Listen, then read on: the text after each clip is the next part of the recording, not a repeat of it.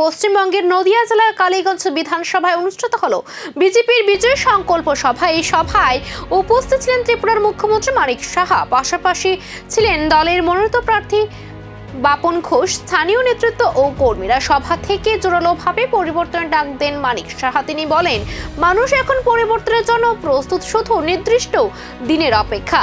ত্রিপুরার মতো বাংলাতেও পরিবর্তনের হাওয়া বইছে। তিনি আরও অভিযোগ করেন, রাজ্যে দুর্নীতি ও কাটমানির রাজত্ব চলছে এবং সাধারণ মানুষ সেই পরিস্থিতিতে অতিষ্ঠ। আসন্ন ভোটে মানুষ তার জবাব দেবে বলেও দাবি করেন তিনি। বিজেপি নেতৃত্বের মতে এই সভার মাধ্যমে কালীগঞ্জে পরিবর্তনের বার্তা আরো জোরদার হয়েছে এবং ভোটের আগে কর্মীদের মধ্যে নতুন উদ্দীপনা তৈরি হয়েছে। কারণে ভোট ব্যাংক এতদিন ধরে সেই তাদের উপর ভিত্তি করে সব সময় বলতো যে বাংলাকে আমরা আমাদের হাতের মুঠোই। কিন্তু বন্ধুগণ, এইবার কিন্তু সেই সুযোগ নেই।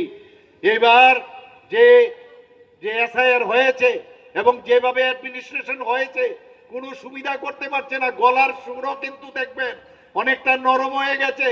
আপনারা লক্ষ্য করেছেন কিনা আমি জানি না, আমি কিন্তু লক্ষ্য করি গলার সুরও কিন্তু অনেকটা কম হয়ে গেছে। বন্ধুগণ, কি বলছেন যে অনুপ্রবেশ, এই অনুপ্রবেশের জন্য উনি পার্লামেন্টে গিয়ে মাননীয় মুখ্যমন্ত্রীজি কি করেছেন, তৎকালীন সময়ে উনি তখন সেই স্পিকারের মুখের মধ্যে এই অনুপ্রবেশের জন্য কাগজ ছুড়ে দিয়েছিলেন।